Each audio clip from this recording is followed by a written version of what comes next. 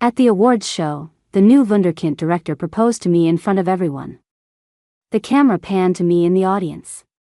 It also caught the A-list actor next to me, my quiet, aloof husband, a secret we kept from the world.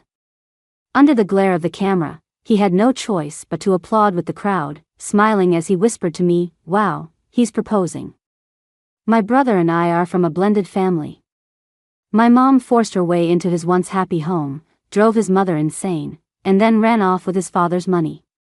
She left me behind like dead weight. My mom didn't want me.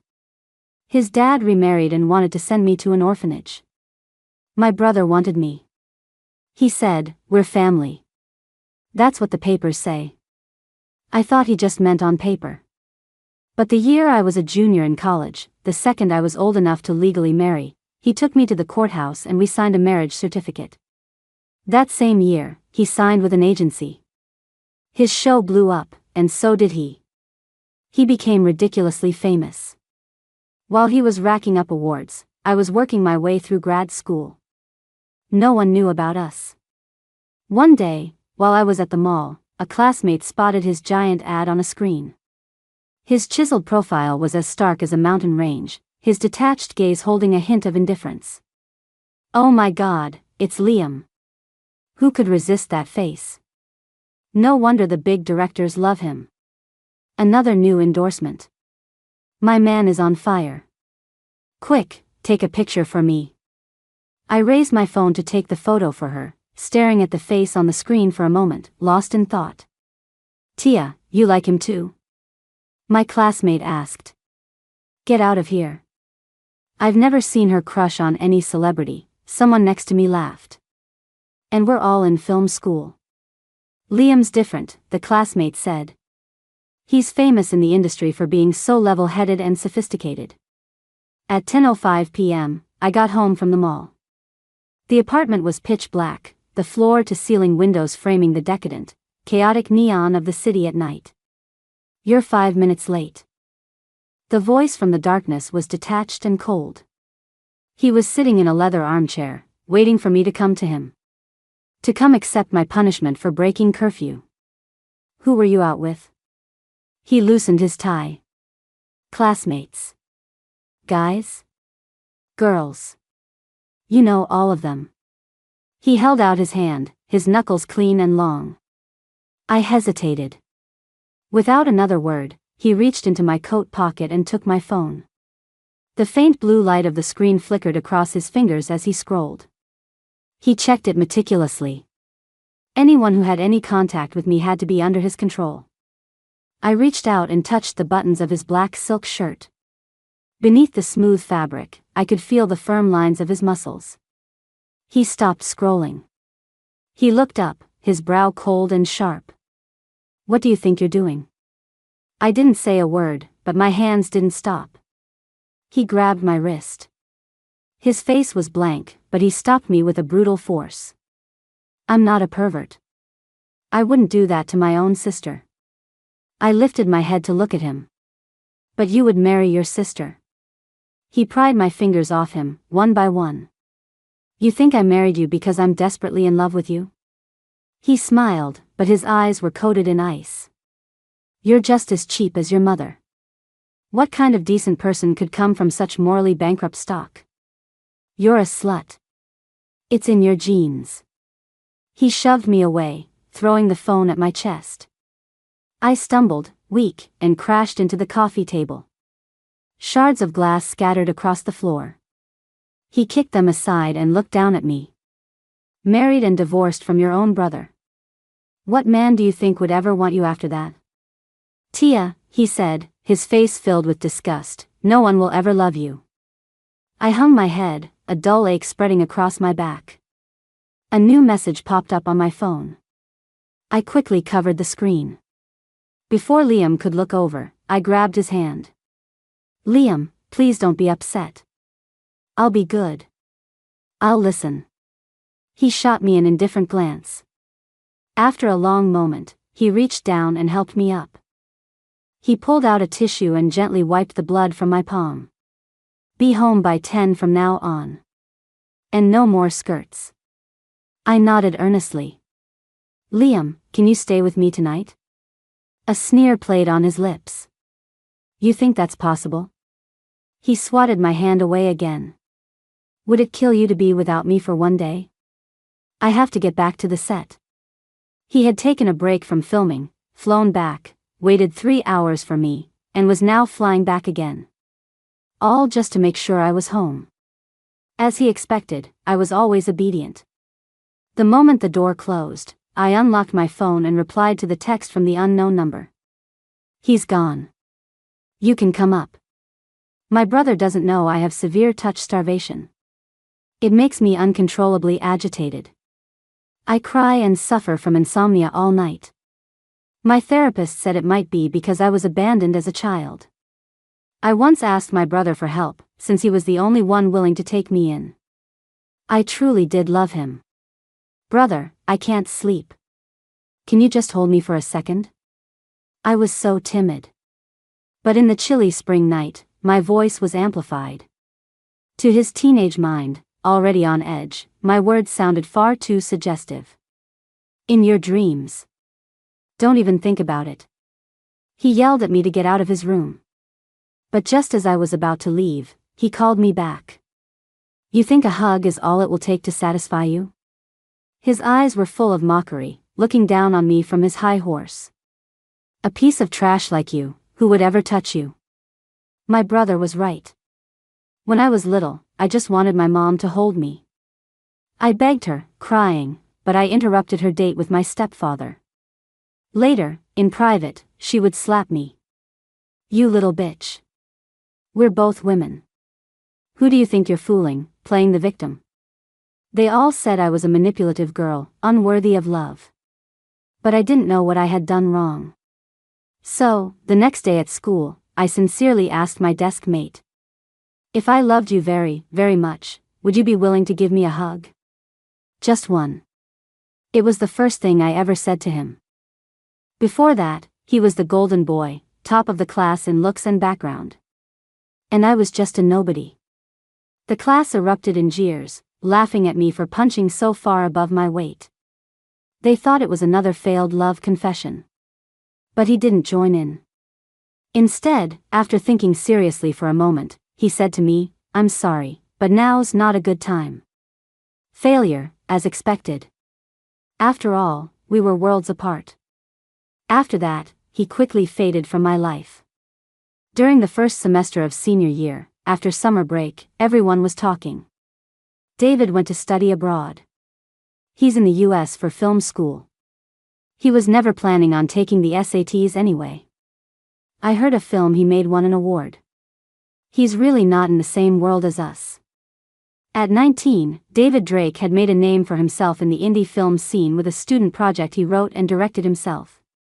He was a true prodigy. I heard he'd secured funding for another film and had a bright future ahead of him in America.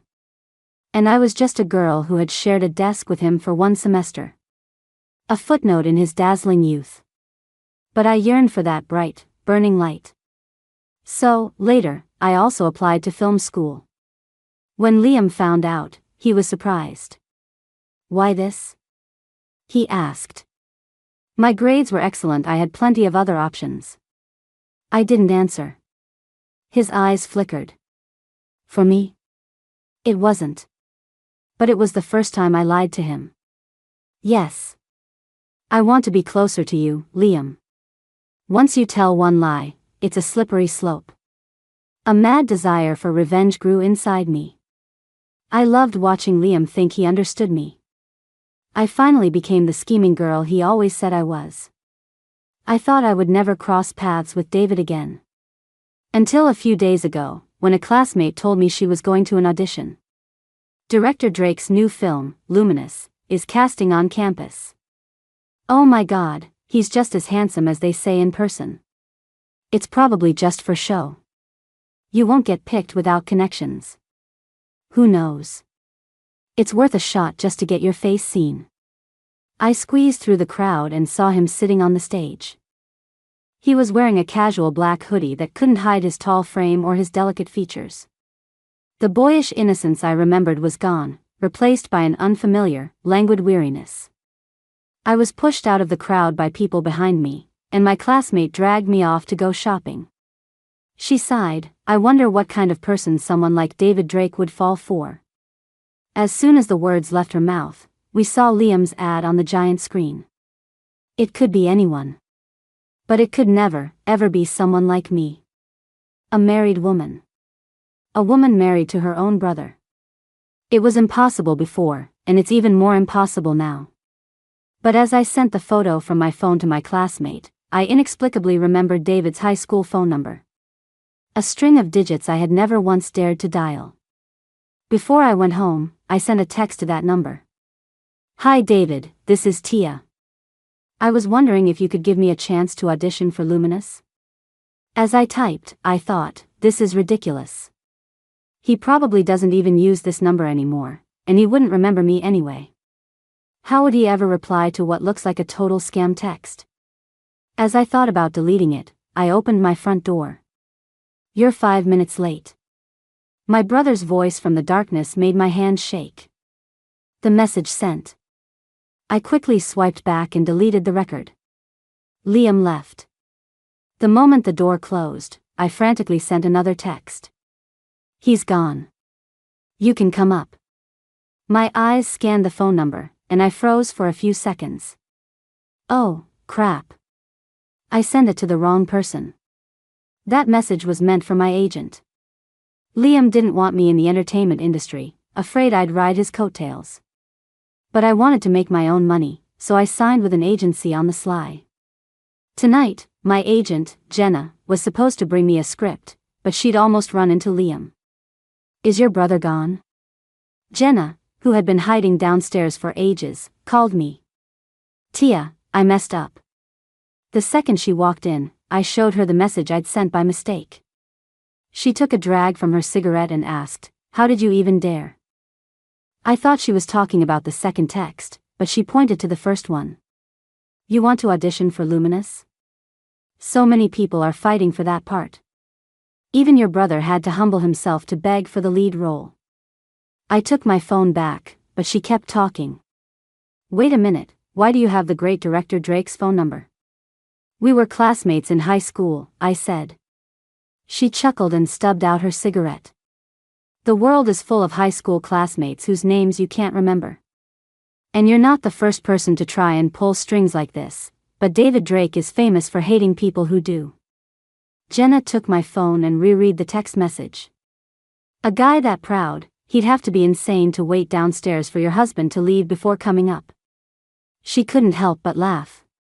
If we sold this text to the paparazzi and spun the story a little. I didn't let her finish, snatching my phone back and deleting the entire chat history in a few taps. She raised an eyebrow. "What's the rush? You can't even land a fourth-string role in a web series. What's your status? What's his? No one would even believe you were trying to clout chase off him." I put my phone away and said seriously, "All I want is a chance, not a shortcut." Jenna's gaze sharpened. "But by sending a text like that, even if he remembers you, he's going to think you're desperate and easy." I didn't reply, just curled up on the sofa and started reading the script. "You know, you could totally use your brother's connections," she said, leaning closer. After all, Liam doesn't hold back when he decides to promote someone. My brother was currently promoting a new actress. Promoting her in a way that crossed all boundaries. "Chloe, you know her, right?" Her tone shifted. "And you know, she looks a lot like you." "She doesn't. She's younger and prettier. In my brother's words, cleaner. As clean as I looked when I first met my brother, a girl who needed protecting at every turn. He protected her very well." "I know," I said. One morning at 4:30 a.m., she used his phone to send me a photo. A picture of a hickey on her pale neck. "Hey, sis, don't you want a taste of this too?" "But what can you do? This is something my man only does for me." Liam let her send it. He even seemed to enjoy it. "And you're still not divorcing him?" Jenna asked me. "Because there's something wrong with me. Over the years, my touch starvation had gotten so severe that only Liam's touch could soothe it. He knew this perfectly well. That's why he was so sure I would never leave him.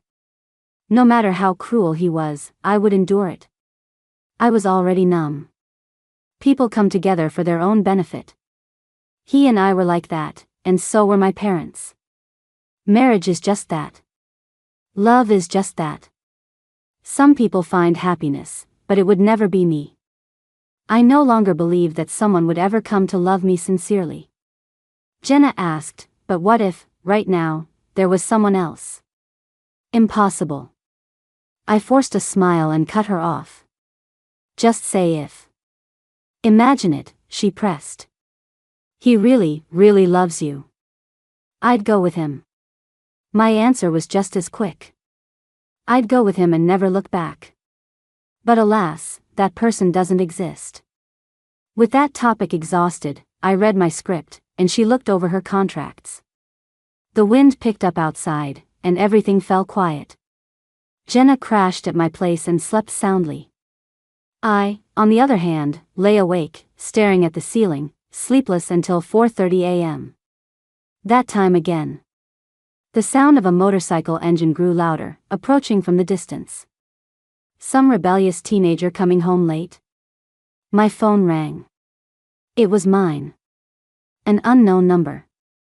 The number I'd never dialed but knew by heart. The number that should have died with my 17-year-old self. Hello, David Drake speaking. My voice was calmer than I expected. His voice was more familiar than I expected. After all these years, the first words he spoke to me were, "I'm here. Come down." The man was insane. I've never felt the elevator in my apartment building take so long. The reflection in the mirror showed a sleep-deprived, disheveled me. His timing was always terrible. The year we became desk mates in high school, my face was a minefield of acne. When I moved my things to the corner of the classroom reserved for the golden kids like him, the atmosphere instantly chilled. The boy behind me playfully nudged David and let out a disappointed TSK. I didn't say a word to him for a week. Until one day, during a break, a popular girl came over to flirt with them, her elbow resting on the corner of my textbook. She said to me, "Hey, you. I talked to the teacher. I want to switch seats with you." Suddenly, all eyes were on me. Her tone was light, but the message was clear: don't be difficult. My hand tightened on my test paper. She ignored me and turned to smile at David. "From now on, you better not bully me." I quickly gathered my things to get up, but a hand grabbed my wrist. "No." His voice was even, but his grip was firm, pressing me back into the seat beside him. Everyone stared, their gazes flitting between the two of us. He offered no explanation. He didn't even look at me. He just pulled his hand back and casually resumed his previous conversation with the boy behind him. "The team has a game tomorrow. I can't make it to your place." "Oh, right. No problem." The atmosphere thawed. But in the light of the setting sun, I saw his ears turn bright red. Liam didn't know that in all these years, my condition had only one exception. One other person, besides him, who could trigger it. David. Ding. The elevator reached the ground floor, pulling me from my memories. I pushed open the lobby door. Outside, the biting early spring night was heavy with the north wind. He was waiting for me in the snow. Under his helmet, I couldn't see his ears, only a pair of cold, sharp eyes. Run away with him. Or maybe, tonight, just shamelessly take him for myself. My mind was screaming with all sorts of irrational thoughts. Seeing me, he spoke first. "Tia, you're not right for Luminous." Concise and to the point. Not a hint of the grogginess one would expect from a middle-of-the-night visitor. "Your look and vibe aren't a match, and your acting needs a lot of work. I don't have time to wait for you to grow on this project." Oh. So he came here at 4:30 a.m. just to reject my audition request. He really hated people who tried to pull strings. Especially me, someone who was only a casual acquaintance from school. Hated it so much that he had to show up in person in the middle of the night to lecture me. And here I was, fantasizing about other things. So the great director Drake came all this way just to tell me that? He was silent. I crossed my arms and took a step back. He took in my movement, then raised a hand and removed his black helmet, revealing a ridiculously handsome face. No. He finally spoke. I came to ask who he is. I froze, not understanding. He pulled off his motorcycle glove with one hand, took out his phone, and showed me the glaringly obvious message. The message I sent. He's gone. You can come up. I looked away and didn't lie. My husband. I had never called Liam that before. Saying it was a punishment for myself, right here in front of David. David visibly tensed, his long lashes trembling. You're married? Yes. Disappointment. He was going to be just like everyone else. Sorry, I sent it by mistake, I said, my voice wavering. It wasn't meant for you. Who was it meant for? My agent. I confessed everything. My husband doesn't approve of me acting, so he was coming over secretly to give me a script. He doesn't approve, so you're just going to give up? He asked too quickly. As if he were angry. But why would he be angry? No. I clutched the keys in my hand. I want to act. Are you too unhappy? Yes. Is he bad to you? Yes. What was the point of him asking all this? To laugh at my miserable life? I looked at him. That's why I came to you. What good can I do? He tilted his head slightly, using his height to look down at me. What do you want from me? You can help. You can give me a chance. And why should I cast you? His tone was even more distant than before. As if he were suppressing something that was about to burst out. Tia, what are we to each other? I couldn't answer. We're nothing, I said, avoiding his eyes. I'm sorry. I was out of line. I won't message you so recklessly again, ever. When are you getting a divorce? He cut me off, completely out of the blue. I looked up. He glanced away, then met my gaze again and didn't look away. I don't cast married women. He was waiting for my answer. I will, but it'll take time. Here. He pulled a manuscript and a box of DVDs from inside his coat. They had been tucked against his chest and were still warm. This is my next confidential project. It fits your look and vibe. I can coach you on your acting. Tia, I can wait for you. Did you order takeout in the middle of the night? Jenna, woken by the noise, groggily opened her eyes. No, go back to sleep. I knelt down and put the disc into the player. What the hell, she said, suddenly wide awake. Who sends you something this ancient? David said he wrote the script and the movie was for me to study. An image slowly faded onto the TV screen. It was an old film from the last century. Neon signs glowed over a cramped, gritty street. Inside a room, a man and a woman. The camera pulled back, the city traffic noise faded, and human voices grew closer. The next second, extremely graphic sounds filled the room. I hit the power button with a sharp click. Who was that? Jenna blinked. Which obsessed psycho fan sends you a porn flick in the middle of the night? David Drake. Jenna laughed, then put her hand on my forehead. You don't have a fever. I brushed her hand away and pulled out the manuscript. The edges were curled, and it looked old. The first page bore the title, The Vessel. Beneath it, in strong handwriting, was his name and a date. 10 years ago. 10 years ago, when I was a freshman in high school. The storyboards were incredibly detailed, with extensive notes, like reading a comic book. The female lead's face, in particular, looked like it was drawn directly from a picture of me in high school. Holy crap, Jenna's face changed, her smile vanishing. This is really David Drake's work. David's storyboards were famously rare in the industry. He just gave it to you? And delivered it himself in the middle of the night? Are you two really just high school classmates? She turned the TV back on. Amidst the chorus of amorous sounds, she began to study the film with a serious expression. Obsessed Psycho fan? I couldn't help but ask. Hey. That's shallow, she slapped her thigh. He's doing this for a reason. By the time the movie ended, the sky was getting light. Jenna was snoring, but I replayed the film, analyzing it shot by shot. Until a wave of physiological exhaustion washed over me. I hadn't slept that soundly in a long time. I woke up the next afternoon to my phone ringing. It was Jenna. When did you leave? I asked. You need to check what's trending. David Drake motorcycle.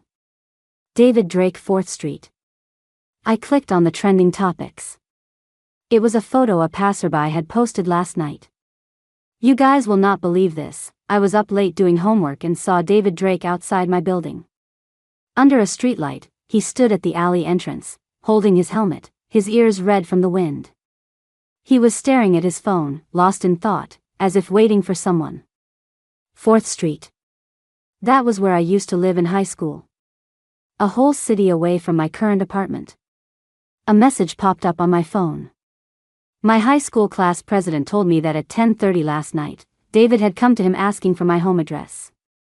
At first, I thought you still lived on 4th Street, so I told him that. Then I figured you'd probably moved, so I asked around and sent him your new address around midnight. Did he ever find you?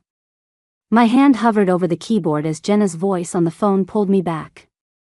Everyone on set is going crazy with the gossip. A guy who's been super principled for years, who never leaves the set once filming starts, suddenly gets a text last night and just rides off on his bike. People on the crew said he rode like a maniac for hundreds of miles, 7 hours straight, to God knows where, and then came back to the set. So now he's in the hospital with a fever, getting in 4 drip on set. As she spoke, Jenna sent me a picture. On the bare bones set, he was sitting in the director's chair, wrapped in a large black coat, his pale face exposed. His lips were pressed together, looking serious and unapproachable. But the flush from the fever made him look exceptionally soft and fragile. Everyone's asking me why I'm not the least bit curious. Tia, can you tell me why I'm not curious? Jenna lowered her voice. What is going on between you two? We were high school classmates.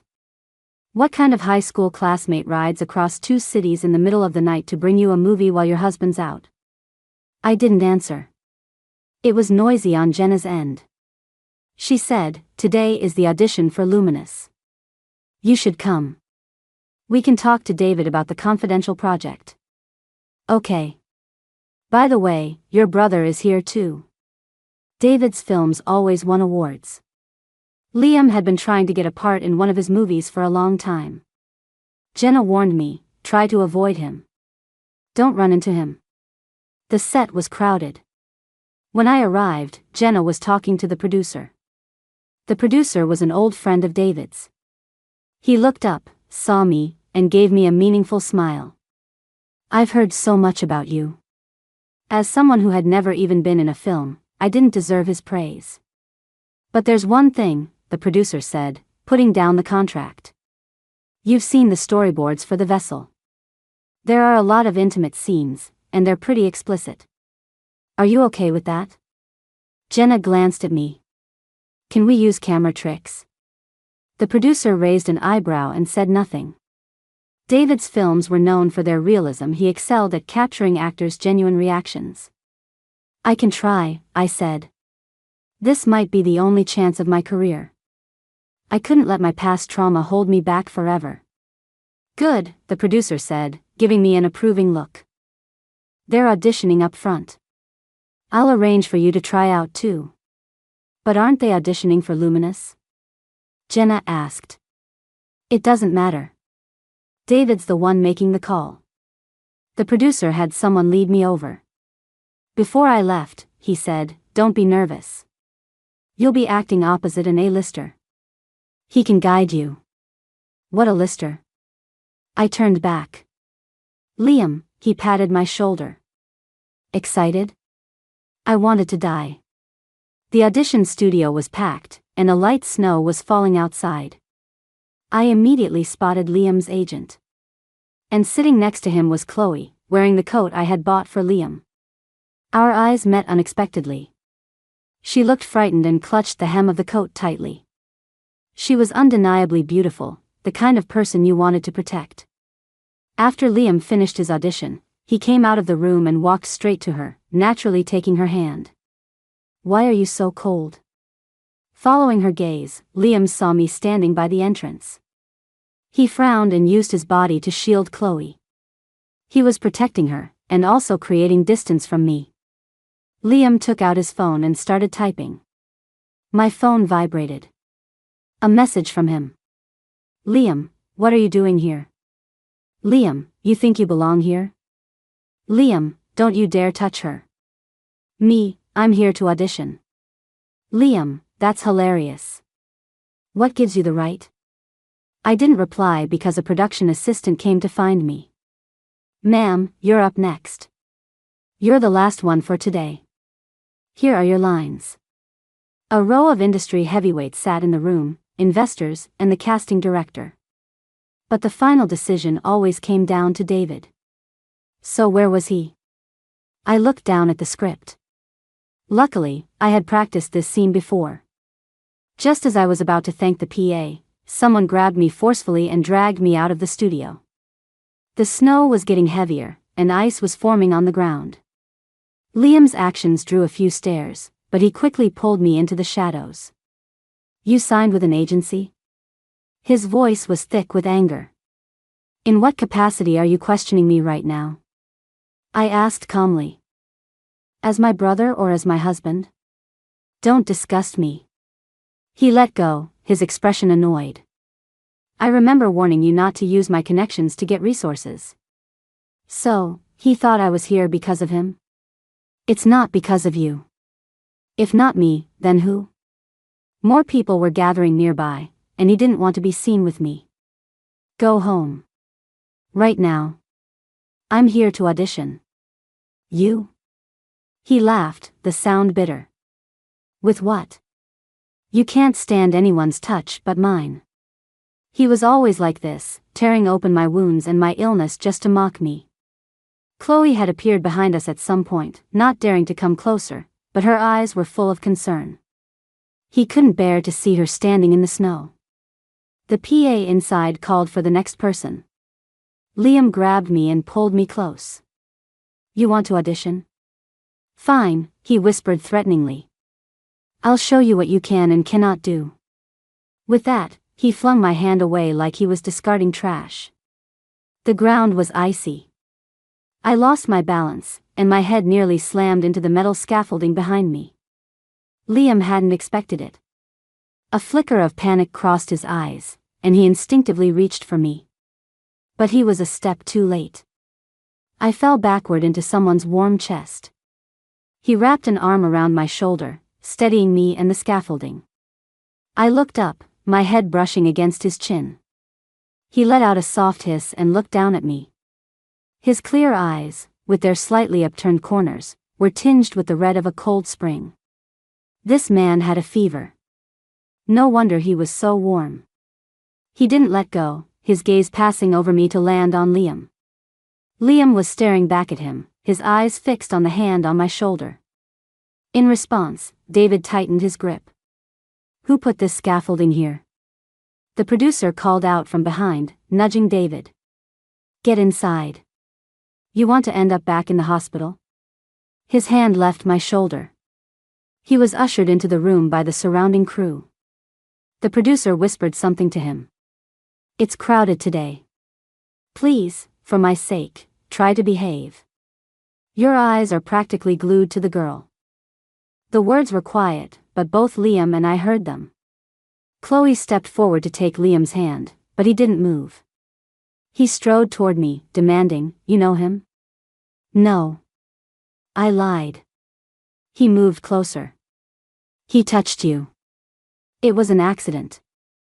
The more I answered, the darker his mood became. He knew I was lying.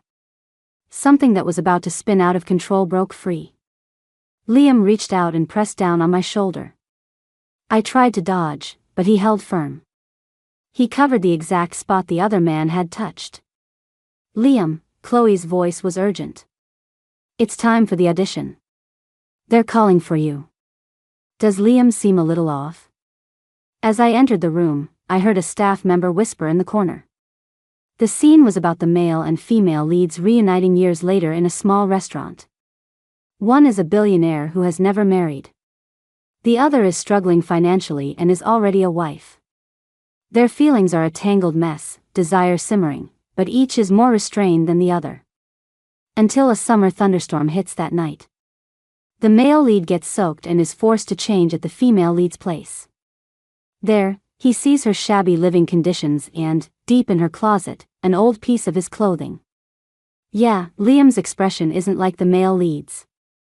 It's more like the clueless husband who knows nothing. And why does he keep staring at Director Drake? The set fell silent, the whispers dying out. I stood in front of Liam, and he was facing the director's table. I knelt down to put the clothes in the closet and said to him, I'm not going to leave my husband. You don't have to worry. The more certain the words, the more guilty the expression. I love my husband very, very much. The more I talked, the harder it was to control my body. You're lying. He walked toward me, step by step.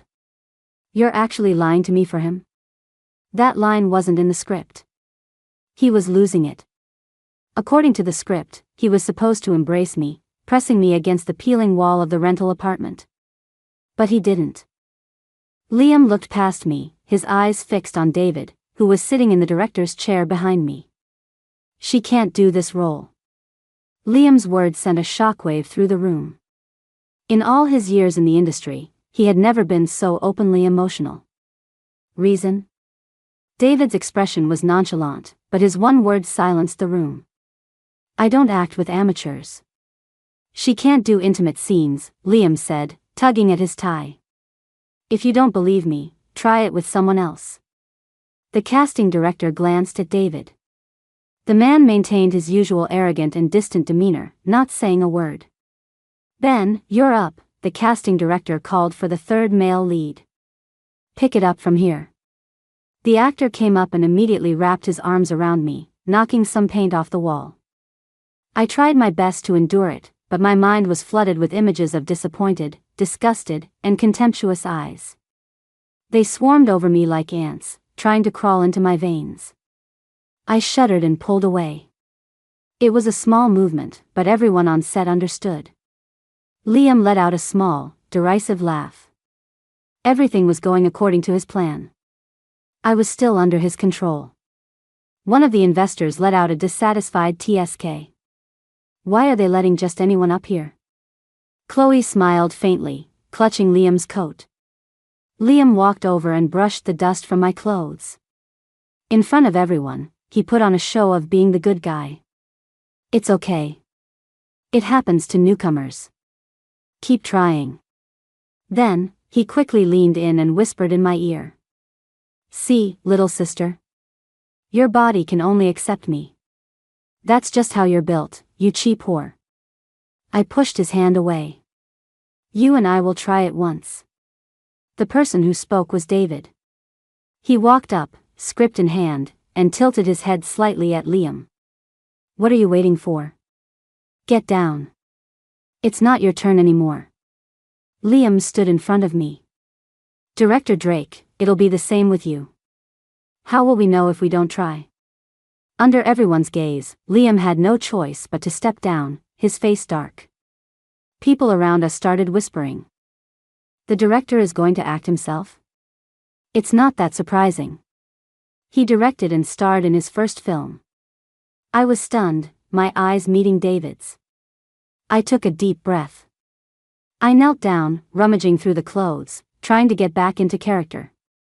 I'm not going to leave my husband. You don't have to worry. The same line, but this time, it was laced with a strange panic. I love my husband very, very much. I turned around. He was staring at me. He didn't say a word.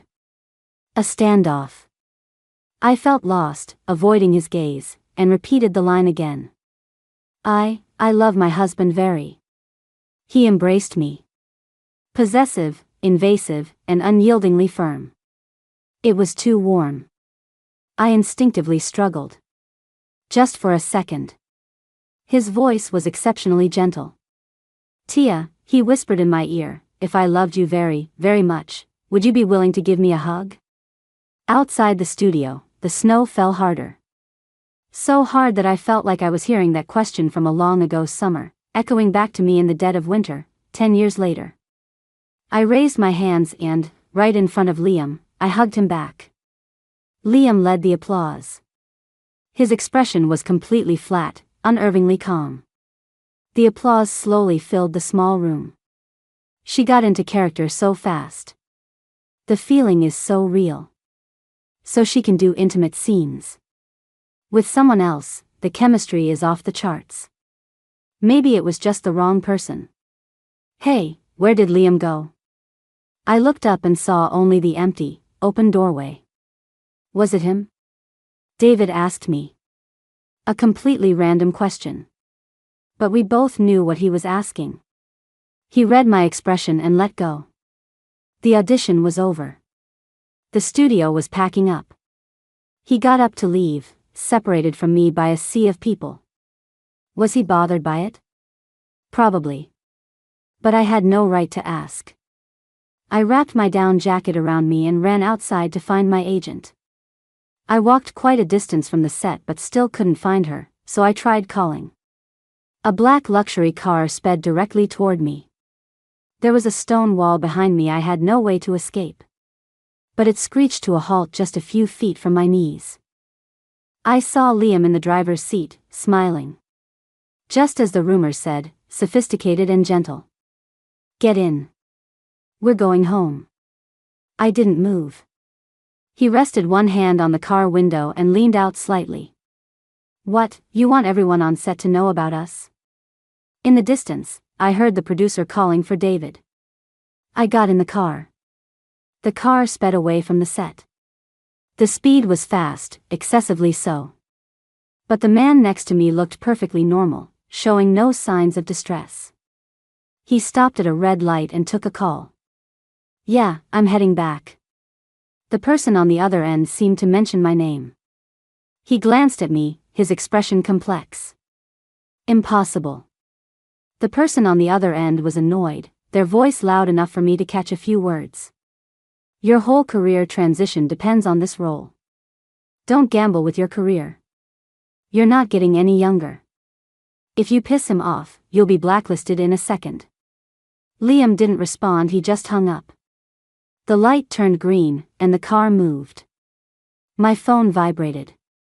Over a dozen messages from Jenna. Inside scoop, your brother fought for this role in Luminous for ages and couldn't get it. He thought it was a sure thing today, which is why he came to audition. The marketing team already sent out the press releases. The investors had all agreed, but the director blocked it.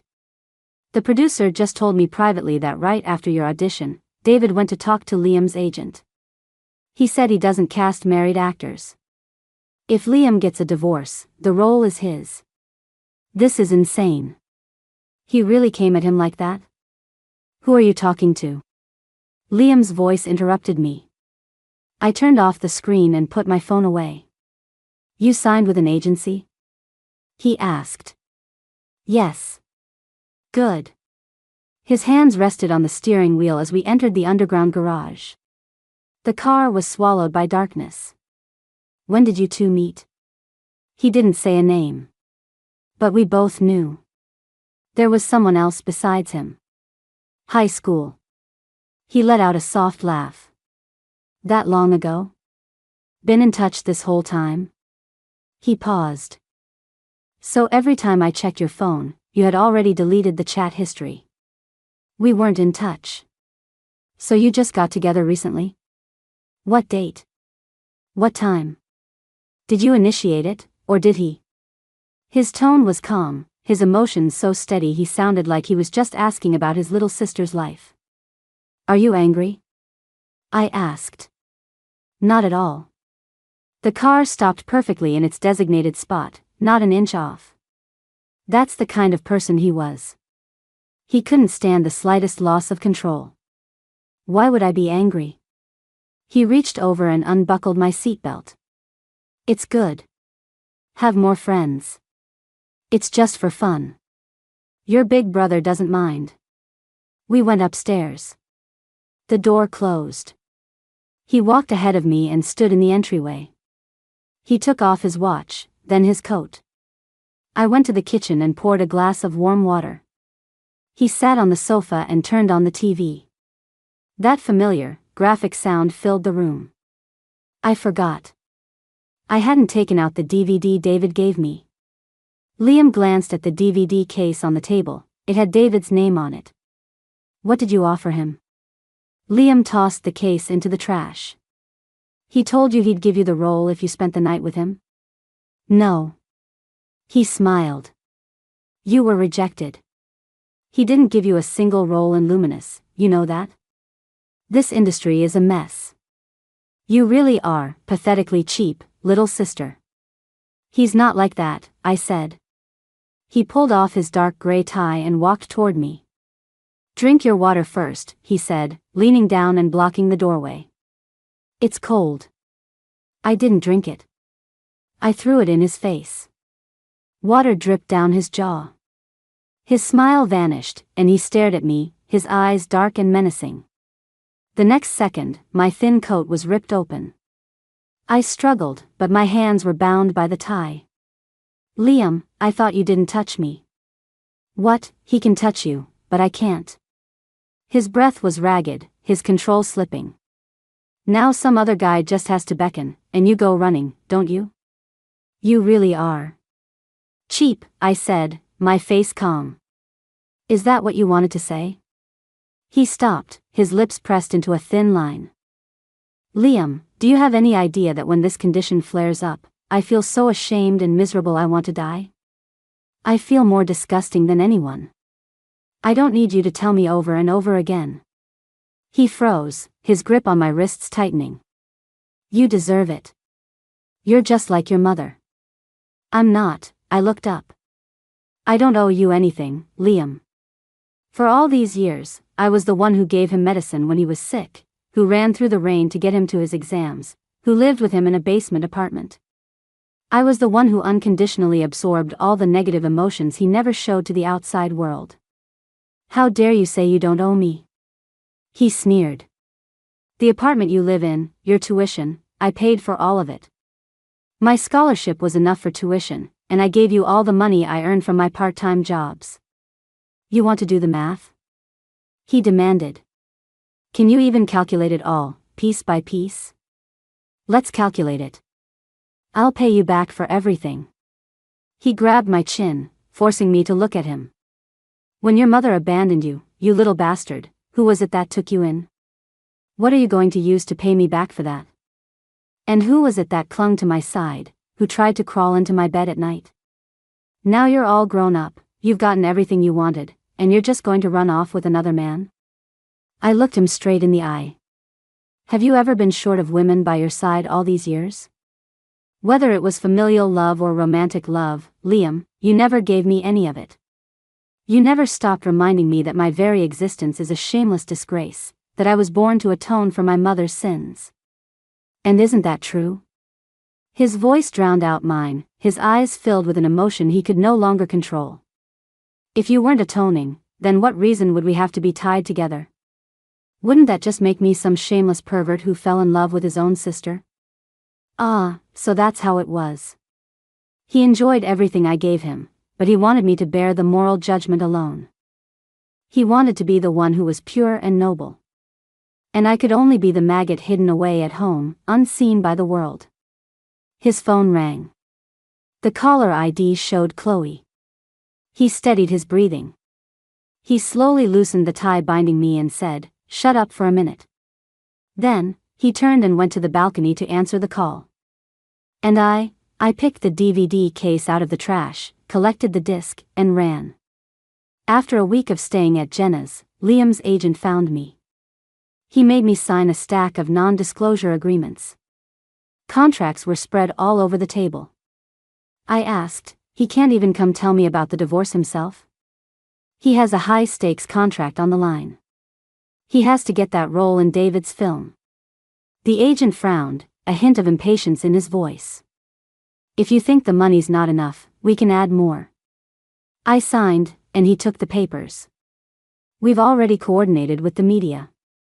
The process will be quick. See you at the city clerk's office tomorrow morning. Don't be late. The next day, Liam showed up dressed discreetly, wearing a mask and a hat. He looked just like he did on our wedding day. Never in the daylight. We submitted the paperwork at the counter and got the receipt. It really did only take 10 minutes. The clerk said, "You just have to come back one more time in 30 days. Neither of us said a word. It wasn't until we reached a dark corner of the parking garage that he stopped me, checking to make sure no one was around. Where are you living now? I didn't answer. Move back in, he said. The divorce is just temporary. You mean, after you get the role, finish the movie, and win the award, we'll get remarried? He pressed his lips together and looked away. I pushed him aside and started walking toward Jenna's car. I looked into it. There's really nothing between you and him, he said, grabbing me with one hand. Makes sense. Why would someone like David Drake ever be interested in you? He let go. When this is all over, come home. Be a good girl, Tia. Liam was busy. He went to the set, his fame soaring. The month his role was officially announced, he was constantly trending online and landed a flood of endorsements. Rumors of his romance with Chloe also circulated frequently. Chloe repeatedly posted subtle hints on social media, showing off matching items. They were all things I had once bought for Liam. Including a piece of merchandise I had bought for him in the pouring rain with the first paycheck from my summer job. But none of that mattered to me anymore. After I got the divorce certificate, I turned down all commercial gigs to focus on studying the Vessel script and analyzing the film. 4 months later, Jenna called to tell me it was time to get ready to join the production. The night before we were set to leave for the mountains to film, the air was thick with the rumble of distant thunder. I went back to the apartment one last time to clear out my things. Unexpectedly, I ran into Chloe. She was hanging new curtains. The entire apartment had been redecorated to her taste, including the bed sheets. Oh, your things? They were all thrown out. She smiled, her face a mask of innocence. Liam gave me the key. I asked her where she threw them. She said, in the recycling bins downstairs. As I turned to leave, she added another jab. They say unloved women age fast. Looking at you, it seems to be true. The recycling area in the complex had already been emptied. This apartment belonged to Liam, so I had no right to ask her to leave.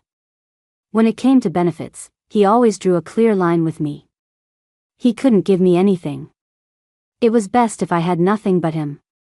Another flash of lightning, and the rain that had been holding back for so long finally poured down. I ran, soaked and miserable, into the lobby to take shelter. Jenna's phone wasn't picking up, and the rain showed no sign of stopping. As I bent down to wipe my shoes, half of an umbrella appeared over my head. The person holding it wore a large coat, filled with the damp mist of a late summer night. I asked, "Don't tell me this is a coincidence." He said, "It's not. I've been waiting for you for a long time. Just a few hours ago, photos from the wrap party for Luminous were all over the internet, and now this man was standing right in front of me. How long did you ride this time?" I couldn't help but tease him. He turned his head, not looking at me, but he couldn't suppress the smile on his lips. Not long. You didn't get a fever this time, did you? I reached up to feel his forehead, but he gently caught my wrist. He asked, "How's the script coming along?" I said, "Director Drake, are you here to check my homework?" "No." "Then what for?" "Because I wanted to see you." I froze, and my hand easily slipped from his grasp. When people are at a loss, they always bring up the worst possible topic. Like me, right now. "David, did you intentionally make Liam and me get a divorce?" His eyes were clear, his long lashes trembling slightly. Are you mad? Before I could answer, he added, even if you are, I'm not sorry. The rain and mist made his eyes look exceptionally wet. Was he crying? He noticed me watching him and looked away. He wouldn't let me see. He said, in my entire life, this is the only bad thing I've ever done. But why? He turned his head back. You still don't understand? I understand, but you don't. I looked him straight in the eye. David, there's something wrong with me. I confessed everything to him. I confessed the most shameful hunger inside me. He listened, his eyes growing heavier and heavier. Disgusting, right? He would find it disgusting too. Don't be so nice to me so easily. I have a problem. I get attached too easily. I'm cheap. I don't deserve to be loved. That's what they all say. Everyone who gets close to me eventually leaves me. David, But he held out his hand to me. So, are you going to take my hand now? That was his entire reaction after hearing everything. I reached out and my fingers touched his palm. It was warm and dry. He clasped my hand, leaned down, and pulled me completely into his arms. So tight that my breath mingled with his. Is this enough? His voice seemed to vibrate through my own heartbeat. I nodded. But he didn't let go. He nuzzled my hair and said in a muffled voice. It's not enough for me. The rain outside grew heavier, whipping the tree branches. Tia, I'm the one who needs you. We went up the mountain to the set. David himself was playing the male lead in the vessel. Even Jenna, who was on set, couldn't help but marvel. What kind of crazy luck do you have? Your first movie is with a famous director. For the first month and a half, I was just living the part, getting into character, and David would coach me through scenes. The next month and a half were for intensive filming, right up to the wrap. The valley was rainy, especially during the transition from summer to fall.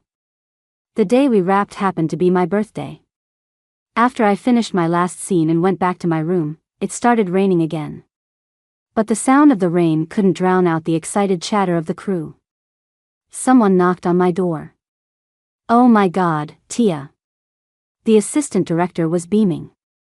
So Liam is your brother. I was wondering why Director Drake was taking such good care of you. Quick, come on. He brought a ton of stuff. Everyone's just waiting for you. Liam had come to visit the set. I hadn't told him I was filming. He thought I was jobless and hiding at home. The mountain fog was thick. He stood in the middle of the lively crowd. In front of him was an absurdly large cake, covered in candles. The flickering candlelight cast his face in light and shadow as he looked at me. Happy birthday, little sister. He had never once celebrated my birthday. But today, while David was down the mountain buying supplies, he threw me a huge party. He made sure the entire crew knew our relationship. I'm so jealous of you, Tia. Your brother must give you all your opportunities. He wanted my name to be forever tied to his. David still hadn't returned. When I went into my room, Liam followed me.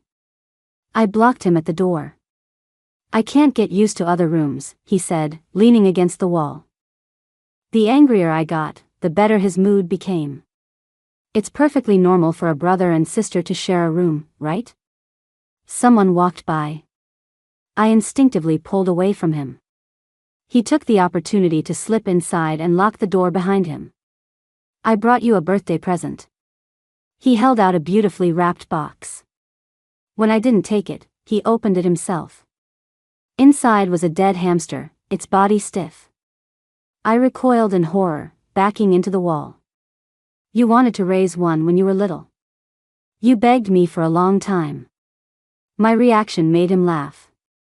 If I had agreed back then, it would have ended up dead like this. See, little sister.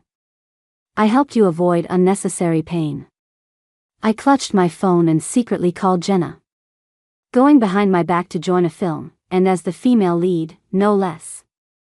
If the investors hadn't told me, I would have never known how capable my little sister is. What kind of spell did you cast on David? Did you do the same thing to him that you once did to me? He talked on, cornering me step by step. The first time you wanted to come into my room, I said no. You waited outside my door all night like a little cat, terrified I would abandon you. Later, you wanted to go to film school, said you wanted to act to be closer to me. And now? Getting involved with David, is that also just to make me angry? I looked at him calmly. He raised his hand and tightened it around my neck. Say something, he said, his voice agitated. Isn't that mouth of yours best at saying things to make me happy? Why won't you even bother to lie to me now?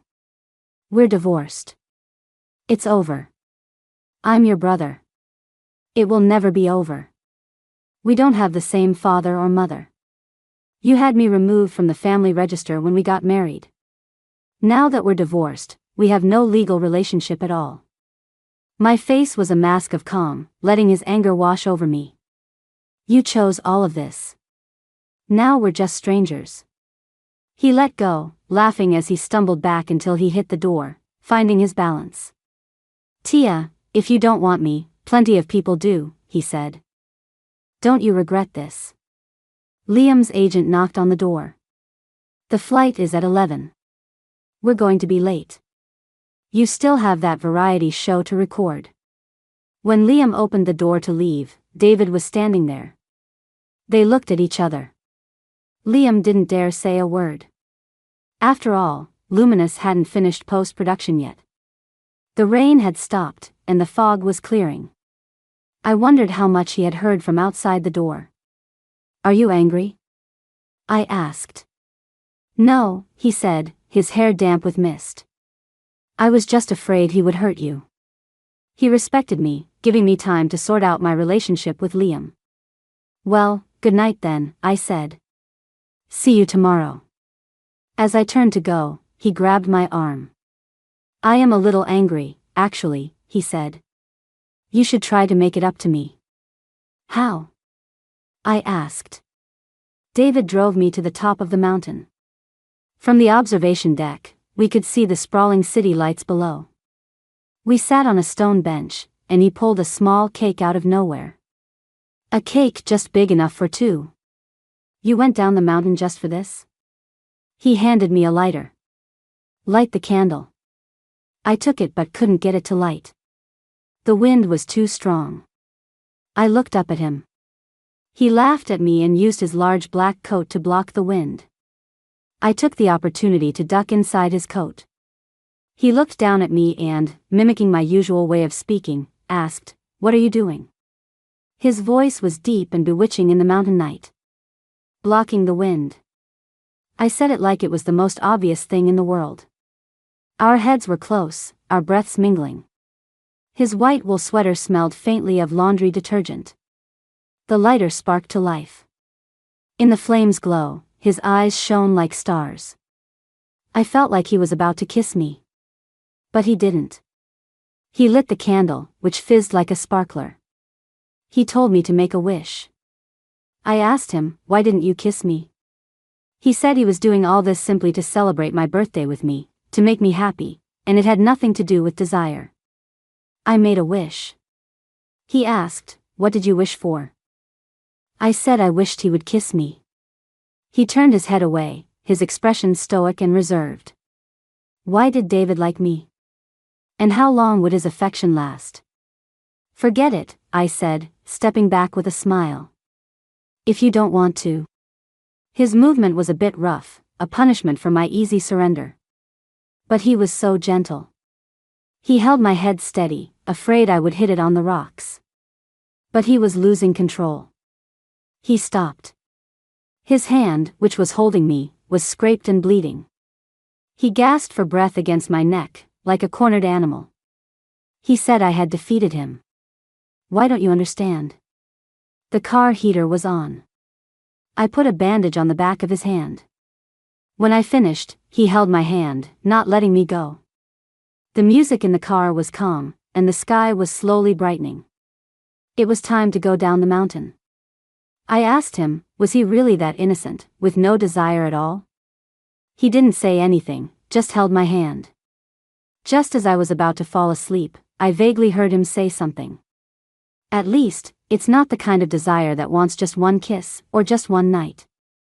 He said he wanted to kiss me 1,000 times, on every morning and every evening of our lives. Liam never bothered me again after that. He became very busy. Rumor had it that all his scenes in Luminous were cut, dashing his hopes for any awards. Chloe was photographed frequently entering and leaving his home, and the next day, he officially announced their relationship. She was his first publicly acknowledged girlfriend. One night, Chloe's hand slipped, and she liked a comment from a netizen. What some people wait a lifetime for, she got in an instant. Later, it was discovered that the netizen was her own alt account. Just when I thought Liam would fade out of my life, I ran into him at the hospital. I was there for a follow-up appointment. The doctor was a friend of Liam's and had been treating me for years. I sat outside while he and Liam were inside. Why did her condition just get better all of a sudden? The doctor explained, it's not better, it's transferred. It was always a psychological issue.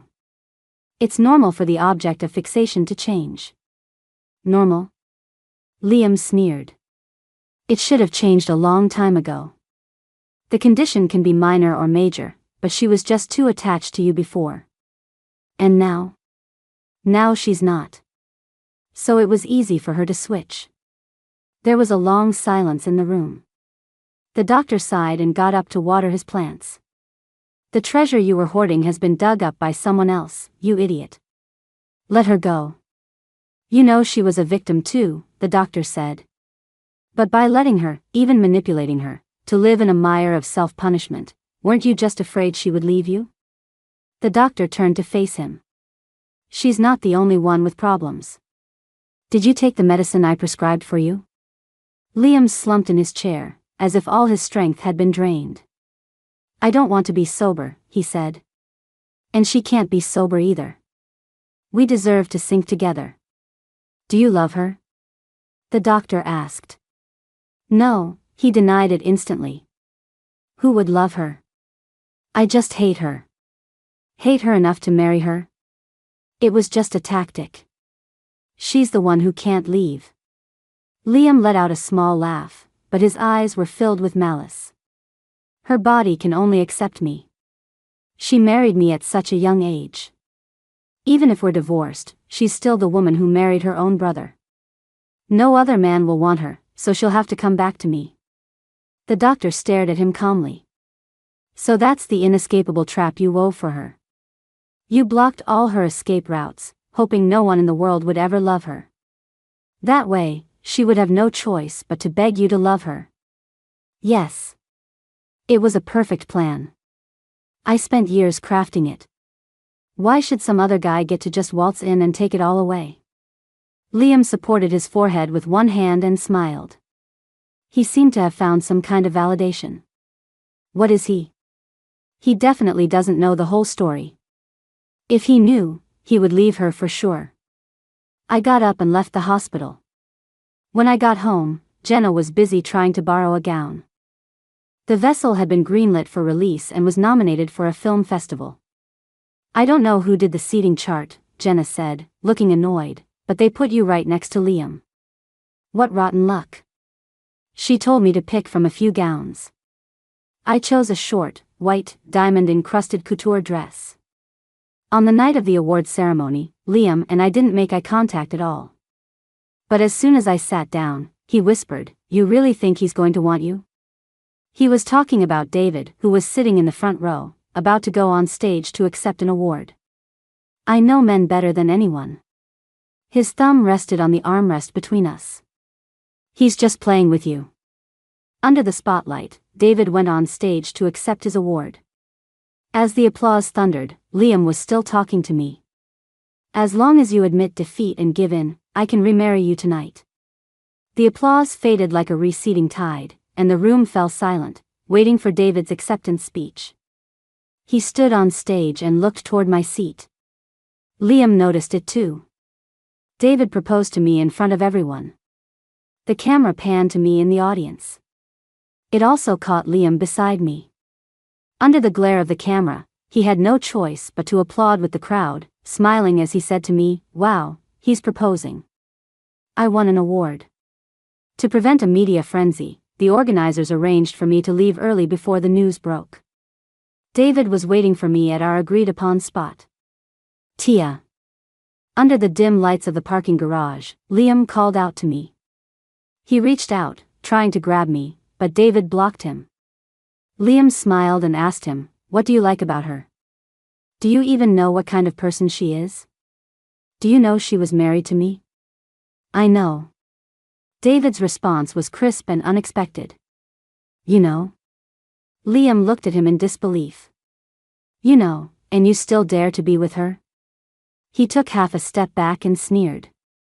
"You're picking up damaged goods, you know that? You marry a shameless, immoral bitch, and people will be whispering behind your back for the rest of your life." "I'm not afraid," David said, looking at him calmly. "Because I love her." Liam was speechless. The courage he lacked, David had. The person he didn't dare to love, David did. From the very beginning, the only one afraid of being judged was Liam. For so many years, in all those days of living under someone else's roof, I had dreamed that someone would rescue me from it all. But Liam couldn't. He was as delicate as a porcelain doll that couldn't be touched. The person who could take me away would have to be like the biting north wind of early winter. Unafraid of being broken. Just like now, sitting behind David on his motorcycle, holding him tightly. The cold wind stripped away all the cruel words that had ever been thrown at me, and my head began to clear. All that was left was the warmth of his body, wrapping around me again and again. "David." "Yeah?" He could hear me. I didn't grow up well. In fact, I feel like I've become more of a mess. When he said we should get married, I just did it. I lived without a sense of self. "But you're different." David was a distant star. "That's not true." He contradicted me. "I was just luckier than you. I grew up in a family where I didn't have to do anything to be loved. Tia, you're the amazing one. To have survived in an environment without love and gotten to where you are now, you're the amazing one. So now, let me be the one to admire you." "Admire what?" I asked. "The warm, quiet vitality in you." Liam's career took a nosedive. He was frequently called out for forgetting his lines, messing up names, and appearing dazed on variety shows. Then one night, he was rushed to the emergency room, causing a public uproar with all sorts of speculation. His agent finally issued a statement, saying he would be taking a break for a while. The doctor said he had a substance abuse problem. I ran into him downstairs from my new apartment. His face was pale. I had never seen him look so haggard. "I have nothing now, just as you wished." He lit a cigarette. "Tia, isn't the punishment enough?" he asked. "When are you coming home?" "I have my own life now." The ash from his cigarette fell onto the back of his hand, but he didn't react. "I can easily destroy your life. I could post a tell-all right now. All I have to do is reveal everything about our past." He turned to look at me. "And then you'll never be able to leave me." "Fine. Post it." My face was calm. He clearly hadn't expected that answer and stood frozen in place, at a complete loss. "You can destroy me," I said with a serene smile. "I'm not afraid anymore. I'm not alone anymore." He crouched down and grabbed the hem of my pants. "I'm sorry. Tia, I'm sorry. I apologize. You can do whatever you want to me, just come back." I kicked him away. I saw tears streaming down his face. "I was here first." "Why?" "Let it go, Liam." He wouldn't give up. "If I had been nicer to you from the beginning, if we had." "There are no ifs." I looked down at him. "We are two broken people. We can't heal each other." He rolled up his sleeve, revealing a scarred arm. "It must be because I'm not good enough that you don't want me," he said, grabbing my wrist. "For every day you don't come back, I'll torture myself for a day. I don't care. I pried his hand off. Don't guilt trip me. These are your own choices. I don't have to live carrying your burdens, and I don't have to live carrying my mother's. I am just myself.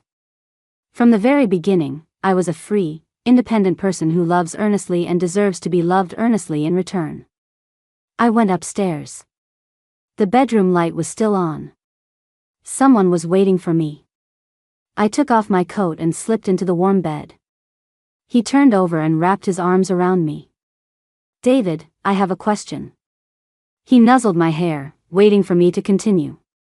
The day we met again, why didn't you just come find me directly and ask for my address? He let out a muffled laugh and held me tighter. Don't laugh when I tell you. I looked up at him. I won't laugh. Because I was afraid you wouldn't give it to me. A gentle breeze rustled the curtains. His eyes were full of the shimmering moonlight. David, if my past gets exposed, it will affect you. It's okay, he smiled. Worst case, I'll stop being a director. I have enough money for us to travel the world. But isn't that your dream? He didn't answer my question.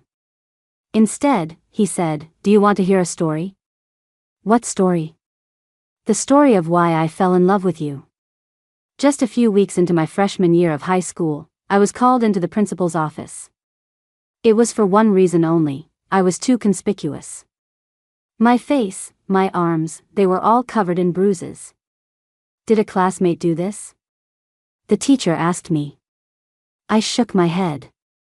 Was it someone at home? I didn't say anything. The teacher sighed. I need to talk to your parents about this. The teacher had me call home. No one answered. Where is your mother? She disappeared. And your biological father? He's dead. It was a dead end. The teacher looked through my files and asked, don't you have an older brother? I froze, instinctively covering my hands. Yes, the one who got into film school, the really brilliant one, a teacher at the next desk chimed in.